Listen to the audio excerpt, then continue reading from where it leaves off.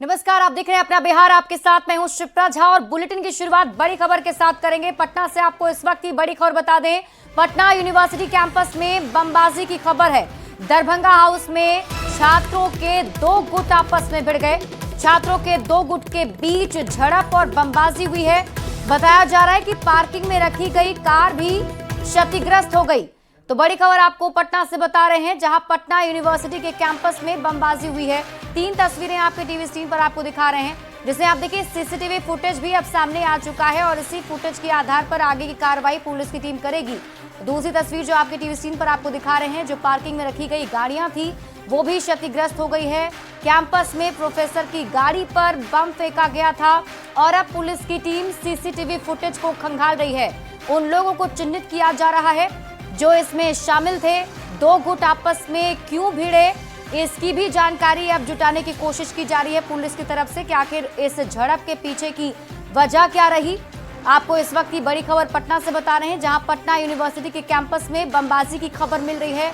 बताया जा रहा है कि दरभंगा हाउस में छात्रों के दो गुट आपस में भिड़ गए, जिसकी तस्वीर आपके टीवी स्क्रीन पर आपको दिखा रहे हैं। ये सीसीटीवी फुटेज उस वक्त का है जब दोनों गुट आपस में भिड़े थे। अब पुलिस की टीम इसी फुटेज के आधार पर जांच कर रही है। लाल घेरे में आपको जो लोग नजर आ रहे हैं, ये वो छात्र हैं दो अलग अलग गुटों के, जिनके बीच झड़प और मारपीट हुई।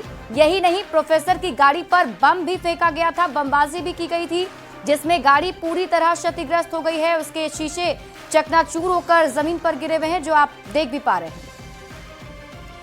जो है पटना यूनिवर्सिटी का यहाँ पे सूचना मिली आज कि जो है एक सुतली बम मारा गया है, जिससे एक गाड़ी को, जो कि खड़ी हुई थी, पार्क्ड गाड़ी थी, उसको क्षति भी हुई है। तो उसकी कंप्लेंट ली जा रही है और जो है पूरा अनुसंधान किया जा रहा है। जो कैमरा फुटेज वगैरह भी एनालाइज किया जा रहा है। क्या कुछ जानकारी मिली है मैम आपको? यही है कि आपस की लड़ाई के चलते जो है ये सुतली बम मारा गया। उसका बाकी जांच करी जा रही है कि क्या एग्जैक्ट कारण था। कितना बम मारा? एक ही बम। कितने लोग थे इसमें? और अभी देखते हैं, कैमरा में एनालाइज करेंगे। 30-40 की सूचना मिली। पटना विश्वविद्यालय को उपद्रवी छात्रों ने एक बार फिर बम से दहलाया है और देखिए दरभंगा हाउस की हम तस्वीर दिखा रहे हैं, जहां छात्रों के दो गुटों में मारपीट हुई और उसके बाद यहां बमबाजी की गई। सुतली बम पटका गया, जिसमें यह कार बुरी तरह क्षतिग्रस्त हो चुकी है। बम के जो टुकड़े हैं वो साफ तौर पर यहां पर दिखाई दे रहे हैं। बम सुतली बम था, लेकिन उसका असर कितना था ये इस गाड़ी को देखने के बाद समझ में आता है। सवाल उठता है कि आखिर आए दिन इस तरह की घटना पटना विश्वविद्यालय में कैसे घट रही है। जो उपद्रवी छात्र हैं उन्हें चिन्हित कर उन पर कार्रवाई क्यों नहीं की जाती है। और देखिए बम से यह चक्का, जो टायर है स्कॉर्पियो गाड़ी की, उस टायर में भी बम का जो टुकड़ा है वो यहाँ पर साफ तौर पर दिखाई दे रहा है। और ये गाड़ी बताई जा रही है कि यहीं के जो प्रोफेसर हैं उन्हीं की गाड़ी है। ऐसे में सवाल यही उठता है कि आखिर लगातार इस तरह की घटना को छात्र कैसे अंजाम दे रहे हैं और ऐसे छात्रों को चिन्हित कर उन पर कड़ी कार्रवाई क्यों नहीं की जाती है। कैमरा पर्सन अजय दुबे के साथ शैलेंद्र, न्यूज़ 18 पटना। और न्यूज़ 18 संवाददाता शैलेंद्र अधिक जानकारी के साथ जुड़ गए हैं। शैलेंद्र, क्या कुछ पता चल पाया है, किस वजह से दो गुट आपस में भिड़े थे और क्या पुलिस ने किसी को अभी तक चिन्हित किया है? बिल्कुल, देखिए जो सीसीटीवी फुटेज है उसके आधार पर पुलिस छात्रों को ढूंढ रही है और पुलिस की माने तो कुछ छात्रों की पहचान भी इसमें कर ली गई है। कार्रवाई की जा रही है। एफएसएल की टीम है वो भी इन चीजों को देख रही है कि आखिर ये घटना घटी, उसके बाद जो इसमें बम, जो सुतली बम का जो प्रयोग किया गया वो कहाँ से लाया गया, कैसे इस बम को बनाया गया, और तमाम चीजों को जो एफएसएल की टीम होती है वो भी देख रही है। लेकिन सबसे बड़ा सवाल ये होता है कि हर बार इस तरह की घटना होती है, छात्रों को चिन्हित किया जाता है, कार्रवाई भी होती है, लेकिन उसके बावजूद जो छात्रों के गुट है वो आपस में लड़ते रहते हैं। और कहीं ना कहीं जो छात्रों का जो आपसी वर्चस्व और आपसी जो तनातनी है, उसी का ये नतीजा है कि आए दिन इस तरह की घटना घटती है। छात्र संघ चुनाव हो या अन्य मुद्दे हो, हॉस्टल विवाद हो, इन तमाम विवादों को लेकर के इस तरह की घटना को अंजाम दिया जाता है। पुलिस की माने तो लगभग 30 से 40 की संख्या में छात्र थे। छात्रों ने पहले मारपीट की और उसके बाद बम पटक कर भाग के चले। जी ठीक है शैलेंद्र, आप इस खबर पर नजर बनाए रखिए। शुक्रिया इस अपडेट के लिए। देखिए, कांग्रेस विधायक अजीत शर्मा का बड़ा बयान सामने आया है और उनका कहना है कि जिसकी सीट ज्यादा होगी उसका ही अगला मुख्यमंत्री होगा। तेजस्वी यादव के सीएम कैंडिडेट के सवाल पर अजीत शर्मा का ये बड़ा बयान सामने आया। राहुल गांधी, सोनिया गांधी और मल्लिकार्जुन तय करेंगे कि कौन होगा सीएम, ये कहना है अजीत शर्मा का। कांग्रेस विधायक अजीत शर्मा ने यह भी कहा कि अगर पार्टी को ज्यादा सीटें मिल गई तो वो भी सीएम बन सकते हैं। अजीत शर्मा के इस बयान के बाद अब सवाल उठ रहे हैं कि क्या महागठबंधन में नेतृत्व को लेकर सब ठीक नहीं है।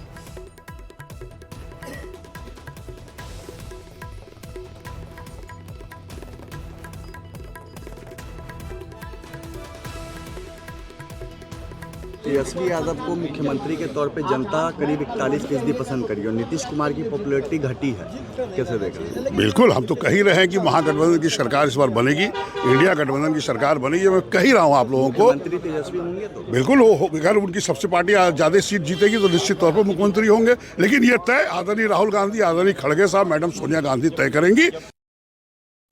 तो कांग्रेस विधायक अजीत शर्मा के अब बयान पर बीजेपी नेता शाहनवाज हुसैन ने भी तंज कसा है और कहा है कि लालू जी की पार्टी का भविष्य सोनिया गांधी और राहुल गांधी तय करेंगे। आरजेडी को बताना चाहिए कि अजीत शर्मा के बयान से सहमत हैं कि नहीं।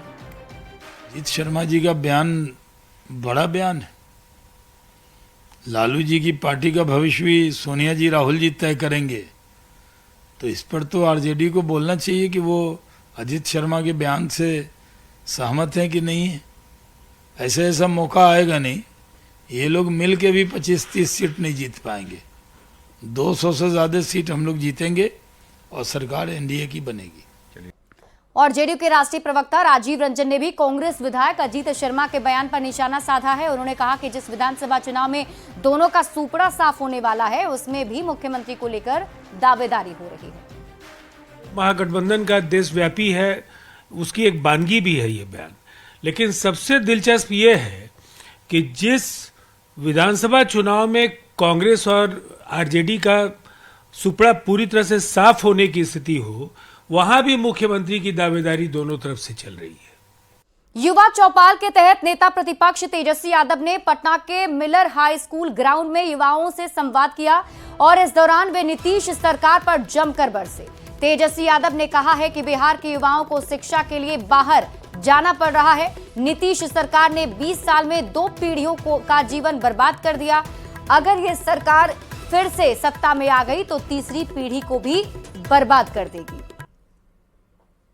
18 से 23 वर्ग के युवाओं के लिए बिहार में प्रति 1 लाख आबादी पर केवल 7 कॉलेज है। समझ जाओ, 18 से 23 साल के जो वर्ग है युवा के, प्रति लाख आबादी पर केवल 7 कॉलेज है। बताओ कहाँ जाएगा पढ़ने, कहाँ निकल जाएगा? सब काम के लिए बाहर जा रहा है, पलायन कर रहा है। पढ़ाई के लिए लोग जो है नौजवान बाहर जा रहे हैं। नीतीश कुमार जी ने बिहार में इनको 20 साल किया, नीतीश कुमार जी ने बिहार में 2 पीढ़ियों को बर्बाद करने का काम किया है और इनको एक और मौका मिल जाएगा तो तीसरी पीढ़ी भी बर्बादी करने का काम करेगी।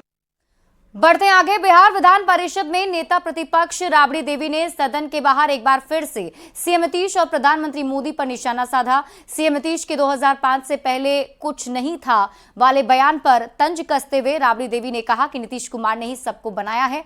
वे जब से आए हैं तब से देश बना है, बिहार बना है। जब से प्रधानमंत्री आए हैं तब से देश बना है और बिहार बना है।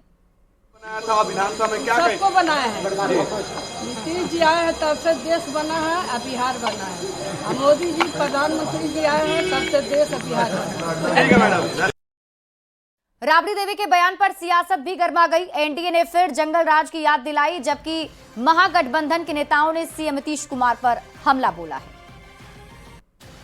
पूर्व मुख्यमंत्री श्रीमती राबड़ी देवी जी ने स्वीकार किया कि जब से सीएम नीतीश कुमार हुए तब से बिहार और देश बना है।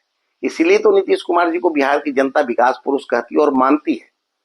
बिहार में विकास का पहिया कितनी तेज गति से चल रहा है, बनते बिहार की वानगी है। लेकिन यह बात राबड़ी जी के छोटे बेटे तेजस्वी जी माने तब ना। अब नीतीश कुमार जी जब से बिहार के मुख्यमंत्री के रूप में काम कर रहे हैं, बिहार का कायाकल्प हुआ है, हर क्षेत्र में डेवलपमेंट हुआ है। और यही बातें जब लोग कहते हैं, मुख्यमंत्री जी कहते हैं, एनडीए की डबल इंजन की सरकार जब काम करती है देश में और प्रदेश में, तो इनको मिर्ची लगती है। तब जाकर राबड़ी देवी जी की तरफ से इस तरह के बयान सामने आते हैं। पिछले 20 वर्षों में क्या काम किया है कुछ नहीं बता सकते, इसलिए हमेशा 2005 में चले जाते हैं। सृष्टि भी लगता है वही बनाए हैं। आप माननीय मुख्यमंत्री जी क्या बोलेंगे कि ब्लॉक में भ्रष्टाचार नहीं है, थाना में भ्रष्टाचार नहीं है, 2025 में थाना से शराब नहीं बिकता है? क्या बोलेंगे मुख्यमंत्री? इनको काम गिनाने के लिए कुछ नहीं है। अगर है हिम्मत तो 20 वर्षों में जो उन्होंने काम किया है उसके नाम पे जाके जनता से वोट मांग के दिखाएं। सच में पहले हम लोग खाना पीना कहाँ खाते थे? 2005 के बाद इन्होंने खाना का इजाद किया तो हम लोग खा रहे हैं। पहले कपड़ा उपड़ा कहाँ पहनते थे? ऐसे ही घूमते फिरते थे जानवर लोग की तरह। 2005 और 2014 के बाद कपड़ा आया, सूट बूट आया तो हम लोग पहन रहे हैं। पहले कहाँ कुछ था। बिहार के डिप्टी सीएम सम्राट चौधरी ने एक बार फिर से लालू परिवार पर हमला बोला है। सम्राट चौधरी ने कहा कि लालू प्रसाद ने बिहार को खटारा बनाया था, साथ ही तेजस्वी की उम्र को लेकर विवादित बयान दिया है। लालू जी ने बिहार को खटारा बनाया है, नीतीश जी उसको समृद्ध बना रहे हैं।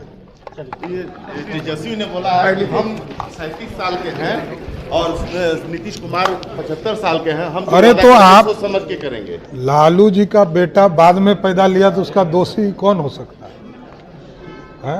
ये तो उनको अपने माता पिता से पूछना। बढ़ते आगे, भोजपुरी सुपरस्टार पवन सिंह ने बिहार विधानसभा चुनाव लड़ने का ऐलान कर दिया है। काराकाट लोकसभा सीट से चुनाव हारने के बाद एक बार फिर पवन सिंह विधानसभा चुनाव में अपना दम दिखाएंगे। बीजेपी में शामिल होने के सवाल पर पवन सिंह ने कहा कि आने वाला समय बताएगा किसके साथ विधानसभा का चुनाव लड़ूंगा। बिहार विधानसभा चुनाव मैंने बोला था ना बहुत पहले, तुम्हारे जीत से ज्यादा चर्चा हमारे हार की होती है। तो क्या लड़ेंगे ना भैया, जब कदम रख दे बने तो पीछे ना हटो। अच्छा, तो फिर क्या बीजेपी से शामिल हो कर या समय बताएगा, अभी क्लियर नहीं बोल सकता। अब बाकी काला माटी कर ही रहा हूँ तो बद्री झा हमको बताएंगे कि हमारा हीरो क्या करेगा क्या नहीं।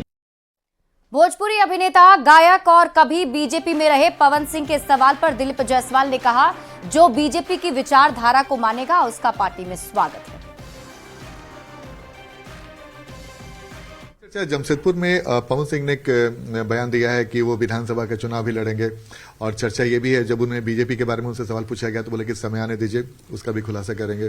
क्या बीजेपी के संपर्क में है पवन? देखिए, मैं एक ऐसा अध्यक्ष हूं, दिलीप जायसवाल एक ऐसा अध्यक्ष है जो सबको साथ, सबका साथ लेकर के पार्टी चलाएगा। किसी से मेरा परहेज नहीं होगा और जो भी हमारे पार्टी के विचारधारा के साथ जुड़ करके काम करना चाहेगा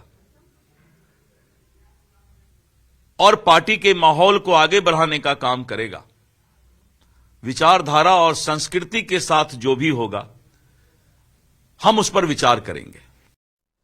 इधर पावर स्टार पवन सिंह की पत्नी ज्योति सिंह ने भी कहा है कि आने वाले 2-4 दिनों में वो कोई ना कोई राजनीतिक पार्टी ज्वाइन करेंगी और विधानसभा चुनाव जरूर लड़ेंगी। पिछले लोकसभा चुनाव में काराकाट में पति पवन सिंह के लिए उन्होंने प्रचार किया था। आपको बता दें कि चुनाव हारने के बाद अभिनेता पवन सिंह ने क्षेत्र को लगभग छोड़ दिया, लेकिन उनकी पत्नी ज्योति सिंह लगातार क्षेत्र में बनी हुई हैं। उन्होंने बताया कि वे पूर्व सांसद आनंद मोहन से भी मिलकर आई हैं, उनका भी आशीर्वाद उन्हें मिला। उन्होंने ये भी कहा कि जल्द ही राजनीतिक पार्टी ज्वाइन करेंगी और विधानसभा का चुनाव जरूर लड़ेंगी। बोला है कि मैं चुनाव के लिए नहीं आ रही हूँ, हर चीज़ को आप लोग चुनाव से रिलेट नहीं कर सकते हैं। मैं जो आ रही हूँ अभी यहाँ पे एक पारिवारिक माहौल जो बना है, लोगों से एक जो जुड़ाव हुई है हमारी, मैं उस नाते भी आती हूँ क्षेत्र में। और शुरू में भी जब मैं आई थी तो मैं सोच के नहीं आई थी कि मुझे चुनाव लड़ना है। एक हमारा जो पिछले लोकसभा चुनाव में जो हमारा एक बॉन्ड रहा लोगों से, बस उसलिए आती हूँ मैं। आप आनंद मोहन से मिली थी, क्या बात है? जी देखिए, वो हमारे बड़े हैं, अब जो कि राजनीति में आदमी जा चुका है, मतलब एंट्री ले चुका है, तो बड़ों का आशीर्वाद तो लेके आगे बढ़ना ही है। तो बस कुछ पारिवारिक मुद्दे पर बात हुई थी और ऐसे ही बस आशीर्वाद के लिए।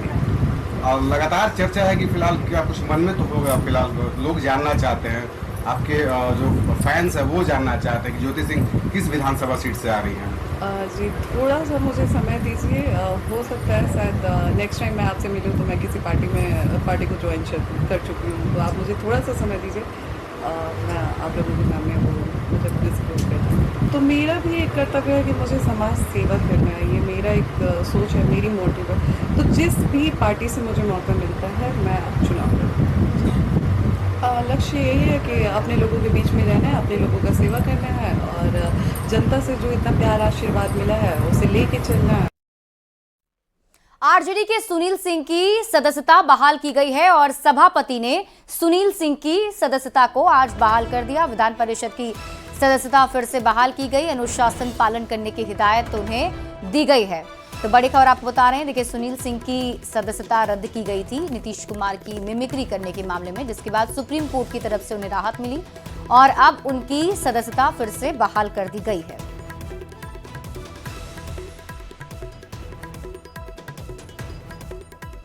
निर्णय के आलोक में दिनांक 25/2/25 से डॉक्टर सुनील सिंह को बिहार विधान परिषद के माननीय सदस्य के रूप में पुनः बहाल किया जाता है।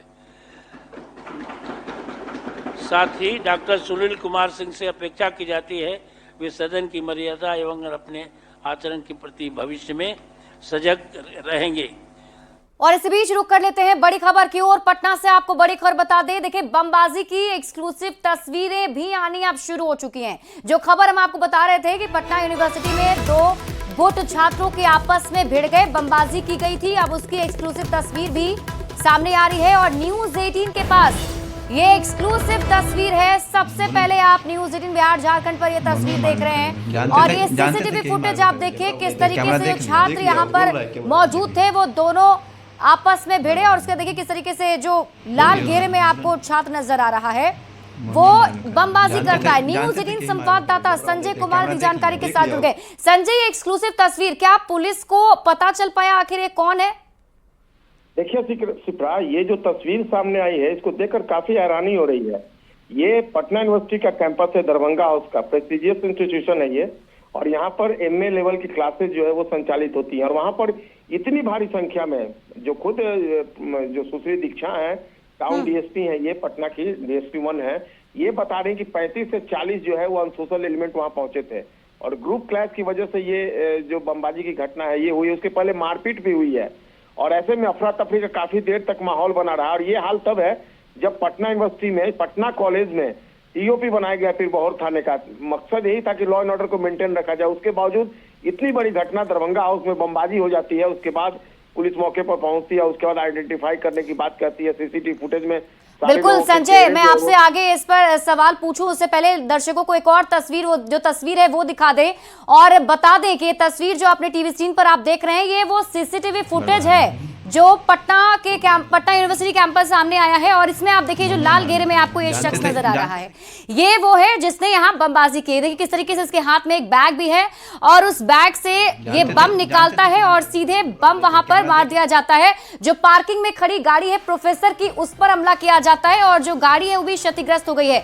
ये बमबाजी की तस्वीर आपके टीवी स्क्रीन पर आपको दिखा रहे हैं, जो ये न्यूज 18 के पास सबसे पहले आप देख रहे हैं एक्सक्लूसिव तस्वीर और कई सारे सवाल भी ये तस्वीर खड़े करता है। और संजय हमारे साथ लगातार बने हुए हैं, संजय से हम एक बार और पूछ लें। संजय, क्या अब तक ये पहचान हो पाई है पुलिस को कि ये कौन शख्स है और जो ये बताया जा रहा है कि जो 35 असामाजिक तत्व के लोग थे वो कैसे आखिर यूनिवर्सिटी के अंदर चले आए? सीधे तौर पर जो बात अब सामने आ रही है कि छात्र संघ चुनाव को लेकर इन दिनों पूरे जो कैंपस है पटना यूनिवर्सिटी कैंपस, उसमें छात्रों के गुटों के बीच दबाव बना हुआ एक दूसरे पर, वो लगातार वर्चस्व कायम करने की कोशिश कर रहे हैं और आज की घटना को उसी से जोड़कर देखा जा रहा है। हालांकि तात्कालिक वजह क्या बनी है इस बारे में पुलिस ने अभी खुलासा नहीं किया है। खुद जो टाउन डीएसपी पूरे मामले की छानबीन कर रही हैं, कई लोगों को हिरासत में लेने की बात कह रही हैं और कह रहे कि फिलहाल पूछताछ चल रही, देखना होगा क्या कार्रवाई होती है। लेकिन निश्चित तौर पर आज की घटना ने एक बार फिर से पटना यूनिवर्सिटी की व्यवस्था पर, वहां की सुरक्षा पर एक बड़ा सवाल खड़ा कर दिया है। यूनिवर्सिटी कैंपस में, वो भी एमए लेवल के जहां क्लासेस संचालित होते हैं, वहां पर इस तरीके से बमबाजी की घटना, जो संस्कृत डिपार्टमेंट के एचओडी है उनकी कार को क्षतिग्रस्त कर देना, गाड़ी को, तमाम तरह के सवाल उभर कर सामने आए हैं, जिसका सवाल जो है उसका जवाब ढूंढने में पटना पुलिस लगी हुई है। और फिलहाल जो यूनिवर्सिटी के अधिकारी हैं उनसे मंत्रणा चल रही है पटना पुलिस की, देखना होगा आज के बाद क्या कार्रवाई होती है, क्योंकि एक मैसेज देने की जरूर कोशिश होनी चाहिए। अब यूनिवर्सिटी में चुनाव होना है और ऐसे में इस तरीके से वहां पर कानून व्यवस्था को अगर चुनौती देगी तो फिर कैसे सुरक्षा के माहौल में पटना विश्वविद्यालय छात्र संघ का चुनाव होगा। एक बड़ी चुनौती पटना विश्वविद्यालय के लिए भी है और पटना पुलिस के लिए भी। शिप्रा, ठीक है संजय, आप इस खबर पर नजर बनाए रखिए। शुक्रिया इस अपडेट के लिए। और एक बार फिर से आपको ये एक्सक्लूसिव तस्वीर दिखाते हैं जिसमें आप देखिए ये वो शख्स आपको नजर आ रहा होगा जिसके हाथ में बैग है और देखिए किस तरीके से वो बम निकालता है और सीधे बम फेंक देता है और वापस यहाँ से भागता है। इसके साथ अगर आप देखें तस्वीर में तो कुछ और भी जो लोग हैं वो यहाँ पर नजर आते हैं और ये वो लोग हैं जो बताया जा रहा है कि असामाजिक तत्व हैं जो कि यूनिवर्सिटी के अंदर कैंपस के अंदर घुस गए थे। हालांकि पुलिस की टीम अब इसी सीसीटीवी फुटेज के आधार पर पहचान करने में जुटी है, जांच पड़ताल जारी है। बढ़ते हैं आगे और विधान परिषद में सुनील सिंह की सदस्यता को बहाल करने के बाद नेता प्रतिपक्ष राबड़ी देवी ने सभापति और सुप्रीम कोर्ट को धन्यवाद दिया है। हाँ, शांति शांति के भी बहुत बहुत शुक्रिया अदा करती हूँ, धन्यवाद देती हूँ कि सुनील सिंह आपस है, आप लोग आपस लाए। सुप्रीम कोर्ट ने भी इसका आप लोग अनुरोध किया है, इसका हल करना चाहिए। और बिहार विधान परिषद में राबड़ी देवी ने दिलीप जायसवाल को बीजेपी का प्रदेश अध्यक्ष बनने पर भी बधाई दी है। राबड़ी देवी ने कहा कि दिलीप जायसवाल उनको बहन मानते हैं, वो भी उन्हें भाई मानती हैं। पार्टी और लालू प्रसाद की तरफ से उन्हें बधाई। इसके बाद सभापति के बोलने पर सभी सदस्य ठहाका लगाने लगे। प्रदेश अध्यक्ष हमारे जो जायसवाल जी जो बैठे हैं, हमको दीदी कहते हैं, हम भैया मानते हैं उनको, तो उनको भी बहुत हृदय से शुभकामना देते हैं, धन्यवाद देते हैं। पार्टी के तरफ से भी, लालू जी के तरफ से, सभी के तरफ से, सदन के तरफ से सभी। आप दिलीप जी को भाई मानते हैं? भाई मानते हैं, दीदी कहते हैं। तो लालू जी के क्या लगे वो? लालू जी क्या लाएंगे, नहीं लाएंगे, उनको खिलाएंगे। वो पद लिए उनको खिलाना चाहिए ना। चलिए, बहुत बहुत धन्यवाद। जनसुराज के संयोजक प्रशांत किशोर ने चुनाव को लेकर बड़ा ऐलान कर दिया है। उन्होंने कहा है कि उनकी पार्टी सभी 243 विधानसभा सीट पर चुनाव लड़ेगी और केवल 2025 ही नहीं, उनकी तैयारी 2029 तक की है। पीके ने किसी भी गठबंधन में शामिल होने के सवाल से साफ इनकार कर दिया। को लेकर मैंने पहले भी जवाब दिया है कि 243 मतलब 243, जनसुराज 242 सीट पर नहीं लड़ेगा। फिर लोग सवाल करते हैं कि अच्छा चुनाव के बाद क्या होगा, तो मैं गठबंधन को लेकर आपको बड़ा स्पष्ट बता दूं, 2025 में 243 सीट पर जनसुराज चुनाव लड़ेगी और 2029 में भी 243 सीट पर ही लड़ेंगे। अभी नहीं, 2029 तक का आपको बता रहे हैं। तो फिर ये सवाल मत कीजिएगा कि चुनाव जीतने के बाद अगर कोई संभावना बन गई, किधर जाइएगा, दाएं जाइएगा कि बाएं जाइएगा। जनसुराज बिहार को सुधारने का प्रयास है।